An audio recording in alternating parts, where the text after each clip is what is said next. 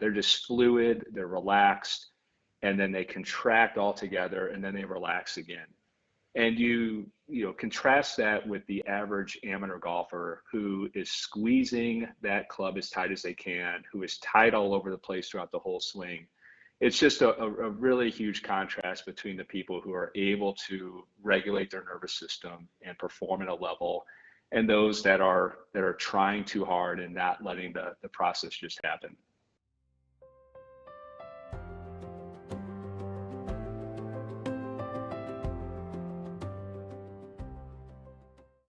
Welcome to another audio podcast at the Power of Doing What Matters, where we explore the power of doing what matters through conversations with clients and team members and others from around the country, from around the world. I'm Clayton Skaggs, and today we get to talk to one of our key team members here at the Institute, a fellow who's worked with us here and me particularly for a long time, Dr. Jim George. Jim, really great to have you on the podcast today. Appreciate you having me on. I've been looking forward to this, and I've enjoyed listening to the prior one. So this is great.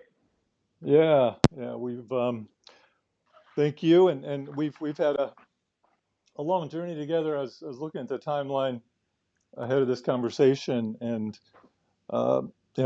it has been a good while that we worked together. It kind of dates us a little. Me quite a bit more than you. I'm going to chalk it up to a long time of knowledge and experience Yes. versus just getting older, I guess. But gosh, yeah, you were a student when I was teaching at the university. Then you became an intern, and then helped me teach the classes there. You've been part of our hospital clinics and help lead those NIH grants. World Series. We worked together with so many athletic clients and groups, elite military. I mean, professional golfers. It just goes on and on. And mostly good stuff, right? All the time. Oh, absolutely. Great stories, great memories, and still learning. But all those interactions have certainly shaped my approach to patient care, and it's been a fun journey for sure. Yeah. So at the Institute there, so it's 22, 23 years, right, that you've been part of the program and now a partner with us there. Is that right? That is correct. Yeah. So I'm at my 22nd year, and blown by. It's hard to sort of think about that it's been 2 decades, but we're sitting here at 22nd year in. Really great, and you have just been just a pillar of our work over the years, and I was thinking about that much time with one person. I think the average marriage is around 8 years in America right now, and partnerships are less than 5 that they exist. So we're doing okay to hang out and tolerate each other. I think it's certainly probably you tolerating me more than the other way, as at least my wife she shares that. But so I think that really speaks highly of the work you do, the character you have, and so really grateful for that. Oh, thank you. So today's topic is poise, and I think it really is a good one for you to be on, because you've seen a lot of situations where the poised individual is the one that really recovers, the one that as an athlete, we've seen so many of those athletes that sometimes, because they're poised, because they're relaxed more of the time, they actually recover faster. But also in our other client populations, even the pregnancy population, the more relaxed they are as they engage their pain recovery or their situation, the better they come out of it. And so any story along that line? Well, this morning, Clayton, it's funny, we have the Open Championship on downstairs and watching the golfers. And I know in the Poise chapter, you talk about the tennis players and some of the UFC fighters and how they're able to, you know, contract and relax and stay poised. And I always think about the study, I know you're very aware of it, of golfers and the differences between professional and amateur golfers. And obviously there's many differences, but the one study where the professional golfers, when they looked at their muscle contraction and had all these electrodes on them, how relaxed they are during that swing until the point of contact with that ball. They're just fluid, they're relaxed, and then they contract all together and then they relax again. And you contrast that with the average amateur golfer who is squeezing that club as tight as they can, who is tight all over the place throughout the whole swing. It's just a really huge contrast between the people who are able to regulate their nervous system and perform at a level, and those that are trying too hard and not letting the process just happen. Yeah, that's a really good an analogy of that process, and of course, one of the most significant of those studies is Stu McGill's, our colleague that we worked with for a long time, and he's the one who did a lot of that study, EMGs on the individuals, and that relaxation all the way up to the point of contact, which is what we're going to review again from this essay today, where Malik Tillman in that kick really exhibited that. He was just strolling up to that soccer ball right before the kick, and they kicks the thing 65, 70 miles an hour. It's just extraordinary. And so the message that we try to convey to athletes as we work with them on performance, but also to clients and patients trying to move to recovery of pain or troubles, is to be that relaxed as they engage their rehabilitative performance, or be that relaxed throughout their day as they maybe bump into some signals of pain or limited movement. And so, any thoughts on how you relate that to clients or patients? Yeah, it's a really difficult thing for patients to do because, as we know, stress and pain tends to lend itself towards tension. And in most cases, we need to move that person to a more relaxed state. And we have lots of techniques that help with that. Obviously, the respiration and a lot of the breath work we do. But one of the things that I think about in the human body is, as we're trying to reduce tension in these folks, think about one of the tried and true techniques that you and I do, and just a lot of individuals that do manual work do.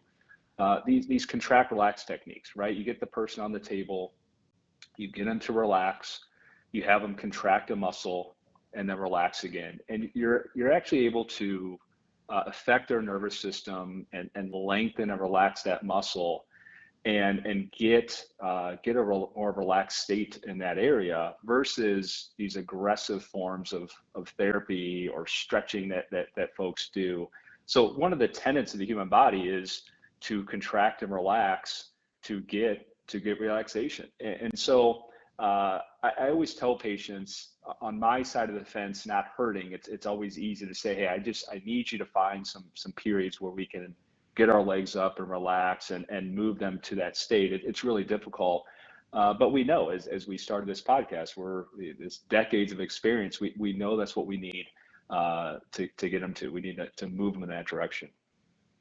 Absolutely. Now that contract relax application that we often perform in our manual techniques is a really good example of this. I hadn't really thought of that, but as we teach that, and we taught that all over the country, all over the world, in coursework to chiropractors and physical therapists, uh, what's the most important part of that being an effective therapeutic intervention? It is the relaxation after the contraction. So, Yes. if I have someone contract their bicep and then I'm going to try to lengthen it, or hamstring. Hamstring is probably something people relate to a little better. Contract your hamstring and then relax it so I can lengthen it, not stretch it, but just lengthen it. If they don't fully relax, we're trying to lengthen that muscle while it's still under tension. Hmm. And that is exactly uh, the, the, the, the strategy that applies to almost every aspect of recovering and performance. If you don't relax after the performance, if you don't relax after you have a pain signal, you'll continue to have that tension.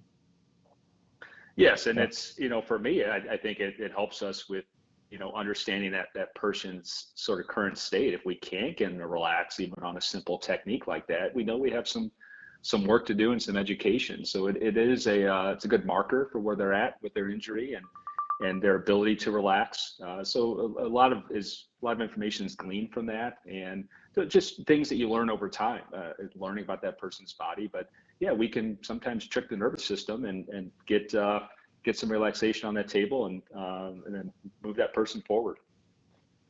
absolutely. All right. Well, I'm going to go ahead and read the insight, and then we'll have some discussion after, and maybe the insight can feed ideas on maybe how to fuel relaxation. Some think about some stories maybe that you can relay relative to fueling someone's relaxation. All right, so free kick. The video link below shows a free kick by United States soccer player Malik Tillman. This was a goal that put them ahead in the win in their match against Bosnia and Herzegovina. If you haven't watched that kick, I strongly encourage you to watch it a couple times. The view from behind is extraordinary. There are many goals like it, and a lot of them are more amazing than this one. Search Messi, amazing free kicks, and you can watch dozens of them. Lionel Messi from Argentina is considered one of the world's best soccer players and greatest of all time by fans, journalists, and fellow players. His focus is extraordinary and maybe a topic for our next essay. What caught my attention about Tillman's kick was his relaxed execution. As he went to kick the ball, with tens of millions watching and his team's outcome on the line, he was poised. His performance resembled taking a walk in the park, kicking a pebble off the sidewalk, or tossing a rock across the stream. Watch the video a few times. It lasts only 38 seconds. Notice how relaxed Tillman's leg is after striking the ball. His leg careens sideways as if his leg lost all its strength. He almost seems to be falling. It is a wonderful representation of immediate relaxation. Do not mistake this for casual, low intensity, or weak. It is estimated that Tillman's strike of the ball traveled at 65 to 70 miles per hour. The next time you're going down the highway, think about that. Relaxation brings power. Relaxation extended to the millisecond before the kick, as Tillman performed, is beautiful. It produces precision and accuracy. It requires deliberate practice. The art and science of relaxing, contracting, and importantly, immediately relaxing again is covered extensively in the Poise chapter in The Power of Doing What Matters. How could this apply to the performances you're pursuing? Think about something you're trying to improve. Are you deliberately practicing your relaxation, contraction, relaxation strategy? This could apply to improving movement, learning about your pain, and even sleep. Maybe the most valuable application of this poise principle would be the relaxation before and after a challenging and or negative thought. Keep Tillman's relaxation in mind when you're approaching your pressured moments or even your daily non-pressured ones. The best way to be relaxed immediately after the kick is to be really relaxed before. How would you handle your free kick? All right. So did that stir any thoughts, Jim? Well, to stay on that soccer theme, and I think maybe you and I fall in the same category. I'm a casual soccer fan at best, but the World Cup has drawn me in. And I think about this striker from Norway, Erling Haaland, who is, maybe one of the best strikers in the world. And maybe you saw this article in the Wall Street Journal a week or so back, and I hope people read it. But it talked about how Norway approaches youth sports, and it is so different than here in the United States, where you start club soccer young and there's competition and you're trying to move up the club. In Norway, they play for fun, and they don't even really keep score or push these kids until they're about 13, 14 years old. And in the article, they talk about they want the kids to be childlike, to have fun on the soccer field and to develop that way. And you take a guy like Erling Haaland, who barely touches the ball in the field. I mean, he sometimes gets 5 or 6 touches. He's sort of relaxed, just sort of roaming around the pitch. And then at the moment that ball is ready for him, it's hit across or it's lobbed in, he attacks. And it's amazing watching, as you mentioned in the insight, some of these goals that him and Messi score, where they're just kind of there and they kind of get to the right spot and then they're able to turn it on and then they relax again. It's something to behold. So when I read the insight, and it just so happened to coincide with that article in the Wall Street Journal, just a lot of parallels there. Them talking about these kids just being kids and having fun and moving around and just enjoying the game. And then obviously the cream of the crop floats to the top there, but just a lot of parallels between the insights and that article. I love that. Yeah, and that childlike theme is one that we just continue to bump into, and we really try to foster at the institute, where we try to encourage individuals to swing rackets, to skip, to juggle, and the more you promote that within your day, your life, that actually feeds that relaxation component, which is what you speak to there with the Norwegian approach, and that also, I think, speaks to squeezing the glass, right? That Mm-hmm. if the child or even the later aged athlete is so stressed about performing, uh, they're going to walk into those games, walk into those activities tense and contracted. And again, what we've covered here, what's covered in the science, is your best performance, your best accuracy and precision is if you're relaxed ahead of it, not contracted or tense ahead of it. Yeah, and Yep. even Clayton, with everything that I've been taught, it still is something that needs to be practiced. And as I started learning padel, the racket sport that I know you and I enjoy, and I think Mm-hmm. it's a sport that's growing. My first lesson with Cliff at the club, I was holding the racket too tight. I was trying to swing too hard. I was trying to aim my shots. I was not relaxed. It was something new, and I was tensed up. And so we all fall into it, and it's just something we all have to keep front of mind and stay ahead of. Oh, for sure. And so some thoughts on, so how do you stay ahead of being relaxed? Really speaks to a lot of the habits we recommend there at the institute, and that's to do the breathing every day, twice a day, to incorporate the breathing into your regular activity, read, and as many relaxation, uh, parasympathetic to bringing in clinical activities uh, that you can do that keep your starting point relaxed. And if your Hmm. starting point's relaxed, your your your your execution throughout the days is likely to go better. And Yeah, yeah, absolutely. I tell our clients here every day at lunch, I turn my lights off in my office, I get my legs up. That's my midday reset. I think just it really sets me up for a good afternoon. And another thing I love to do and I encourage people to do is be outside, a walk in nature, no headphones on.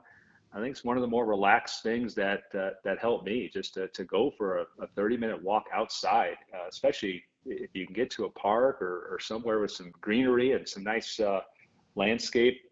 It's just really good for the human body, really good for the mind. And so there's lots of ways we got to find ways for people that get them to that relaxed state, things they enjoy doing. If it's something they hate doing, they're not going to relax. So it's not a one size fit all. The breathing, I think, across the board is going to be beneficial for most folks, and there's lots of techniques on teaching that. But then finding other avenues for people to get out of that sympathetic tone in their life, because we all have stressors, we all have big meetings coming up, or we have these sort of events that are going to be in front of us.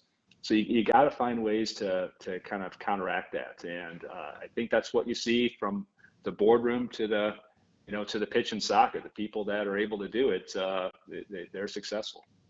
that's great stuff, Jim. Yeah, I, uh, I think most of our team members around there certainly appreciate your poised approach. I always have. So you're someone that I think can talk to this, and it's part of why I've just valued you as a partner and colleague all these years. And I saw it early. I'll maybe finish here with sharing some of our early stories when I think maybe you were maybe you're out in practice at this point with us, and I was teaching at various venues around the country, around the world, and uh, I I had a conflicting schedule on something, and at the last minute, I this was one of the first times I did this to you. I probably did it half a dozen times, but at the last minute, I gave you a talk to I think something like 200 OB/GYN physicians or something in Tennessee. Was that what it was? And It was, yeah, I think absolutely. I remember it. I think I gave you uh, maybe a week, maybe it might not have been that long, notice on this thing, and you just nailed it, and great reviews coming back. So do you remember that? Huh? So that's a while ago. I remember that very well, and I remember showing up to register, and I asked the lady, "Where's my talk going to be?" Because they had all these rooms, these breakout sessions, and she said, "You're in the main ballroom." I said, "Oh, okay," and uh, it was I think closer to 300 OBs. I was less than a year out in the practice, and I remember calling you and saying, "Clayton, we're in the main ballroom here on this thing." And I remember you saying, "Look, you know more about this than any of those guys in that room, any of those people in that room." And so, yeah, get up there and knock it out. Ah, fantastic. All right. Well, gosh, thanks, Jim. I think there's some really good messages in this, and appreciate taking time this morning. I know you've had a full morning already, and really grateful for all you do there for the team and the clients, and look forward to a lot more. Happy to do it. Thanks for having me on, and look forward to doing it again at some point. All right. Thanks, Jim. Thank you for joining us on another episode of The Power of Doing What Matters. Imagine 100 million people doing what matters. Reach for the stars for yourself and for someone else.